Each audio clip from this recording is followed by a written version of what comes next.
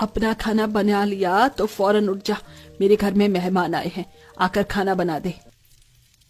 माँ जी बस 1 मिनट रुक जाइए, 2 रोटी और बनानी है। मेरे पास बिल्कुल टाइम नहीं है, फौरन घर के अंदर आ, मेहमानों के लिए खाना बनाना है। जी माँ जी। सास उसके चूल्हे में पानी डाल देती है और सविता अपने अमीर ससुराल में आकर सीधा रसोई में जाती है और खाना बनाकर फौरन मेहमानों को परोसती है।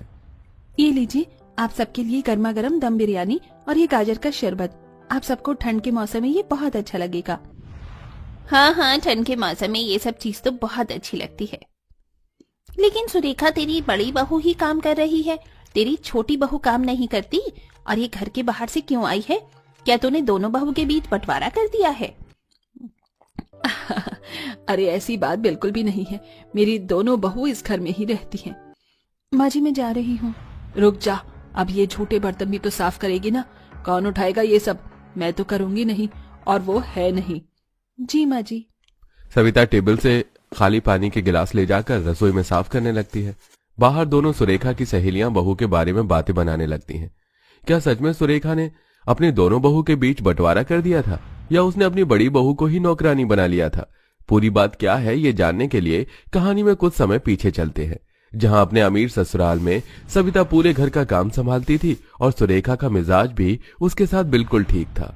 बड़ी बहू, मेरा नाश्ता कहाँ है? जल्दी लेकर आ, तुझे पता है ना आज मैं गाजर के पराठे खाती हूँ।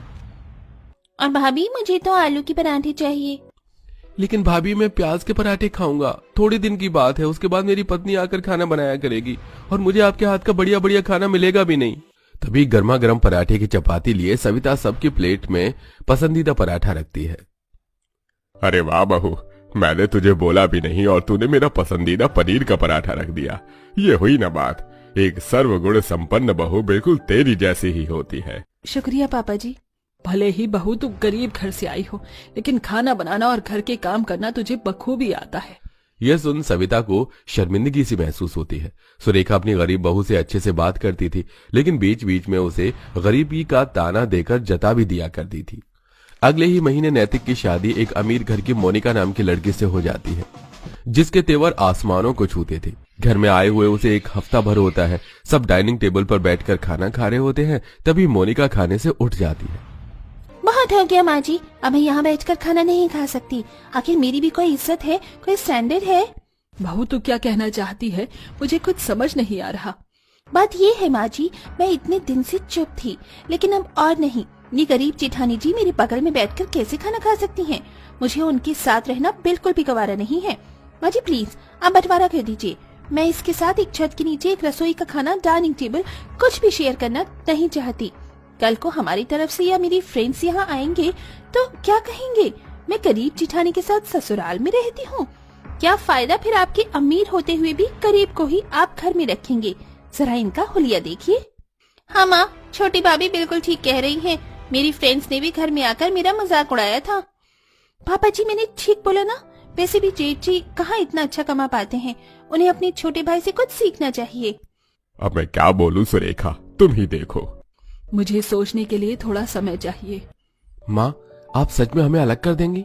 नमन की बात का बिना जवाब दिए सुरेखा अपने कमरे में चली जाती है। वो बहुत सोचती है और एक बार फिर देवरानी उसे भड़का देती है, जिसके बाद सास अपने दोनों बड़े बहू बेटों को बंटवारा करके घर के बाहर का एक कोठरी वाला कमरा उन्हें दे देती है, जहां सर्दी में उन्हें रहने में दिक्कत होती है। वहीं सास पूरा अमीर ससुराल देवरानी को दे देती है, जिसमें अमीर देवरानी ससुराल पर राज करने लगती है। लेकिन घर का काम करवाने के लिए सास और देवरानी जेठानी को ही बुलाया करते थे और वो मासूम उनके कहने पर ठंड में सारा काम भी कर दिया करती थी। सुबह होती है और जेठानी चुपचाप अपने अमीर ससुराल में आकर उन लोगों का खाना बना देती है, जिसे खाकर देवरानी नुक्स निकालती है। ओहो, ये कैसा खाना है? आपको कढ़ाई पनीर भी ठीक से बनाने नहीं आती क्या? कितना कम नमक है। जाओ मेरे लिए पास्ता बनाकर लाओ, मुझे ये नहीं खाना। मोनिका, इसमें थोड़ा सा नमक कम है तो ऊपर से नमक डाल लो। पास्ता बनने में बहुत टाइम लगेगा, तुम कब तक इंतजार करोगी? माँ जी, आप इसको बोल रही हैं या मैं बोलूं?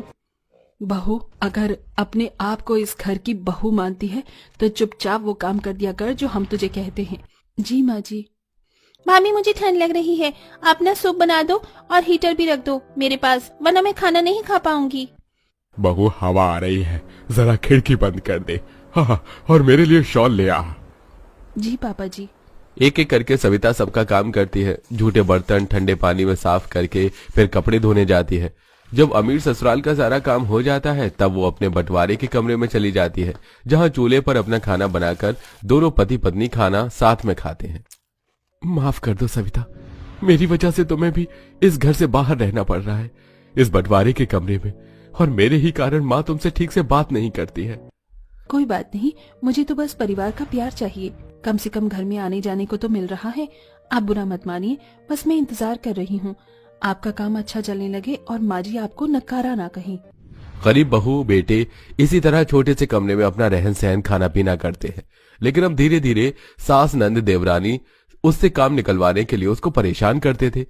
एक दिन घर में मेहमान आते हैं, वहां भी सुरेखा सबके सामने बहू की बेइज्जती कर देती है। अरे रोहिणी माधुरी, तुम परेशान मत हो। वो क्या है ना, मेरी छोटी बहू से ज्यादा बड़ी बहू ज्यादा कामकाजी है, इसलिए वो घर के सारे काम करती है। अच्छा अच्छा। मेहमानों के सामने भी सविता नौकरों की तरह काम करवाती है। अगले दिन सविता झूठा गिलास उठाकर रसोई जा रही थी कि सविता से देवरानी टकरा जाती है और उसकी साड़ी पर जूस गिर जाता है। What the hell is this? देखा तुम्हारी वजह से मेरी कितनी महंगी साड़ी खराब हो गई। देखकर चलना नहीं आता क्या? तुम इस घर की बहू नहीं नौकरानी हो, तो ढंग से देखकर चला करो, साफ करो इसे। चलो। हाँ मैं अभी करती हूँ। सविता एक कपड़ा लेकर मोनिका की साड़ी साफ करती है तो रूपाली हंसने लगती है। आखिर नौकर और भाभी में फर्क ही क्या है? वो भी घर का झाड़ू पोछा करते रहते हैं और ये करीब वाली भाभी भी। ये कहकर रूपाली हंसकर चली जाती है और सविता के दिल पर यह बात बहुत चुभ जाती है। अब वो इन सबके नखरे बर्दाश्त नहीं कर पाती और घर में अपना बंटवारे का सारा सामान लाकर वापस से अमीर ससुराल में रहने लगती है, और कोई काम करने को कहता है तो उन्हें उल्टा जवाब दे देती है। तुम्हारी हिम्मत कैसे हुई मेरे बंटवारे के हिस्से में आकर जबरदस्ती रहने की? अलग कर दिया है, वो कमरा तुम्हारा है। बस बहुत हो गया, अब मैं किसी की नहीं सुनने वाली हूँ। ये मेरा अमीर ससुराल है जहाँ मेरे पति और मेरा पूरा पूरा हक है। बहू तेरा दिमाग ठिकाने पर तो है। तभी मोनिका हंटर लेकर आती है। आप चिंता मत कीजिए माँ जी, इस चिठानी की अक्ल मैं ठिकाने लगाती हूँ। जेठानी हाथ से हंटर खींचकर जमीन पर जोर से मारती है और देवरानी का हाथ मोड़ देती है। ऐसा सोचना भी मत कि अब तुम मुझ पर अपना एक भी हुक्म चला पाओगी, समझी? जब से घर में आई हूँ बस गरीब गरीब इसी का ताना सुनती आई हूँ। माँ जी, आपने भी मुझे कम नहीं सुनाया। जब तुम इस घर में आई थी तो माँ जी ने बंटवारा करके अपने बड़े बेटे बहू को इस घर से निकाल दिया। इतना तुमने माँ जी को भड़का दिया और मुझे नौकरानी की तरह यहाँ पर काम करवाया गया। मैंने कुछ नहीं बोला, मैंने चुपचाप सब किया। मुझे तो बस माँ जी अपने ससुराल का प्यार चाहिए था, लेकिन आप लोगों ने अत्याचार करना शुरू कर दिया और नौकरानी बनाकर छोड़ दिया। मुझे दर्द हो रहा है, छोड़ो। झटके से सविता उसे छोड़ देती है। आप सब लोगों ने मुझे गरीब समझा। हाँ, मैं हूँ गरीब, लेकिन बेवकूफ नहीं, पढ़ी लिखी हूँ।